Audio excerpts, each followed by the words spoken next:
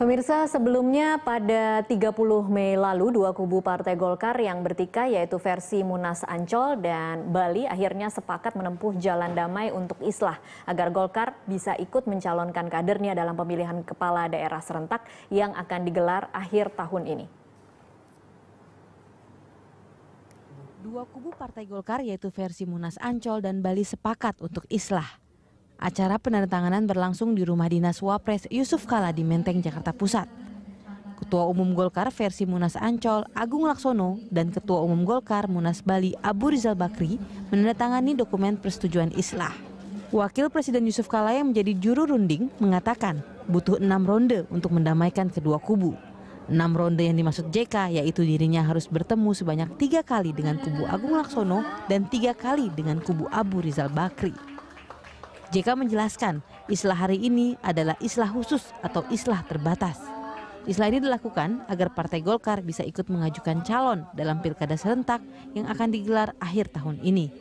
JK menambahkan, setelah kesepakatan hari ini, masih ada tahapan selanjutnya untuk menuntaskan islah.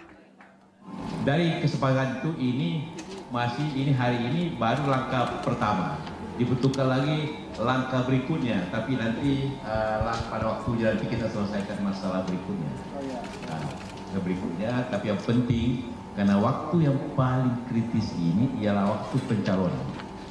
Karena apabila tidak telat, saya khawatirkan bahwa calon-calon pemimpin dari Golkar akan berpindah siapa yang dapat mencalonkan pada waktunya.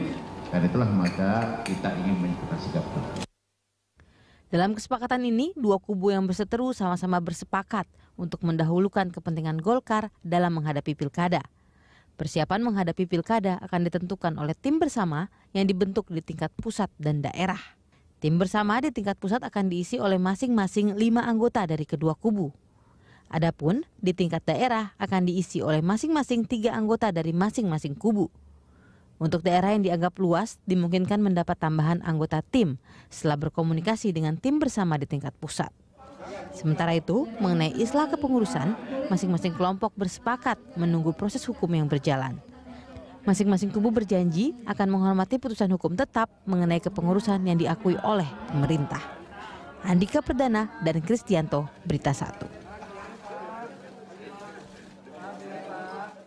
Pemirsa, kita lanjutkan perbincangan. Saya kembali lagi ke Pak Leo. Kalau bicara soal pilkada serentak, sampai di mana prosesnya saat ini? Ya, kami tidak terpengaruh dengan yang kemarin. Kami tetap melaksanakan penjaringan. Oke. Dan seperti saya sekarang Ketua PLT Sumatera Utara sudah selesai melaksanakan penjaringan. Oke.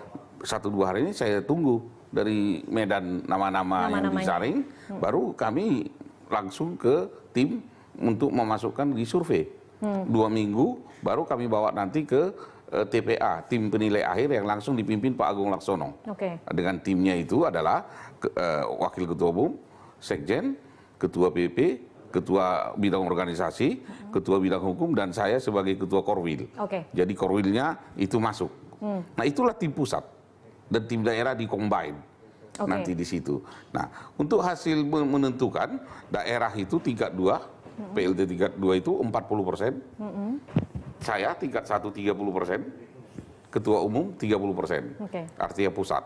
Nah, dalam formasi ini sesuai dengan kami punya tagline suara rakyat, suara Golkar. Bukan suara Golkar, suara rakyat. Dulu dari pusat semua bentuknya. Sekarang dari bawah terbanyak 40%. Tingkat 1 30%, 70%. Dari seluruh proses ini, Pak Leo, di titik mana kemudian akan dikombin dengan kubu Agung Laksono kalau memang sesuai dengan islah? Ya, pada saat itu ini islah belum titik. Saya jujur saya mengatakan ini, saya tidak mau bohong-bohong. Karena apa? Yang di nomor 4 tadi. Karena bagi kami rapat pleno DPP Golkar memutuskan tidak bisa ditawar-tawar. Yang teken itu yang punya SK, yaitu Pak Agung Laksono, Zainuddin Amali. Kalau mereka oke, mari ikut. Kami survei, mana yang kalian survei? Kita deal. Tetapi kalau tidak itu udah bisa. Jadi Anda tidak akan terima kalau kemudian yang diakui... Di luar Agung Laksono dan Zainuddin Amali yang menaikkan tidak bisa kami terima. Ada usulan 4 orang teken, nggak bisa. SK ini atas nama Agung Laksono dan Zainuddin Amali. Di pers saya udah umumkan itu. Saya harus konfirmasi berarti saat ini. Ada pernyataan dari Wasekjen DPP Golkar Samsul Hidayat yang mengaku sudah menemui Agung Laksono untuk meminta agar kesepakatan islah dibatalkan. Apa benar seperti itu? Itu ide saya pertama kali. Baru dari adik saya. Saya yang minta itu dibubarkan karena apa? Sampai di mana sekarang? Apa malam sudah ini? Dibatalkan? Malam ini kami akan rapat pleno. Jam 19 untuk itu. Nggak usah lagi karena apa? Jangan kita berbohong. Kita damai, islah, enak di telinga. Tetapi tiba-tiba ada penyerangan ke DPP Golkar sampai sekarang polis lain. Ini tidak mungkin. Bagi saya tetap aja kita kepada undang-undang kepartaian. Apa itu? Punya SK, Menhukam, kita punya. Inkrah, sudah. Islah, sudah 87 orang sudah masuk.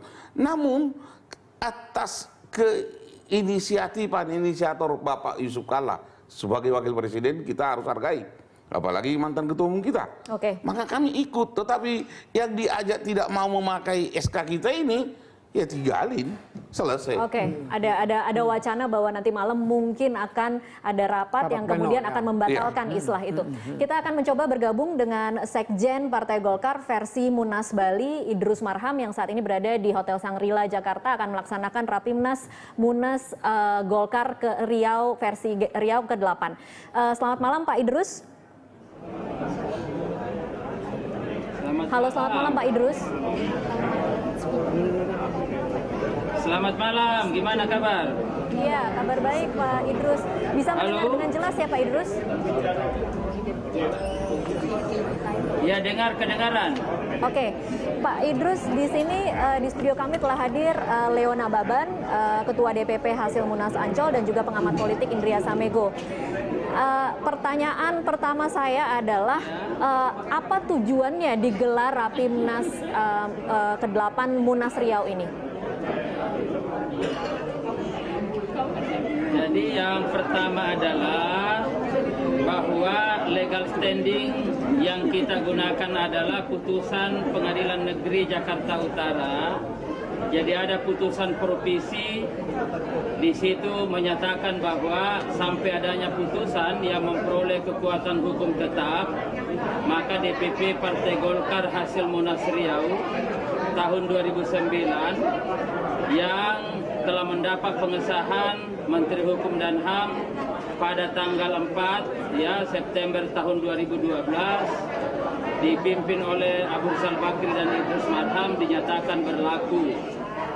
Jadi atas dasar itu maka Rapimnas ini kita lakukan untuk apa? Untuk konsolidasi, untuk melakukan pembahasan dalam rangka untuk menghadapi berbagai momentum politik ke depan.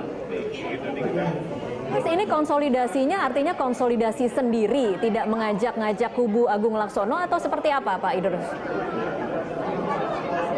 Jadi tidak ada kubu di sini karena kita bicara tentang Riau.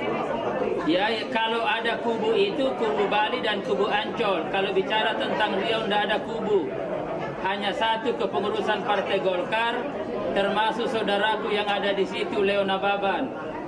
Jadi kalau masih ada bicara kubu-kubu, itu kita serahkan kepada putusan pengadilan. Nanti siapapun yang diputuskan oleh pengadilan, dinyatakan menang, kita hormat.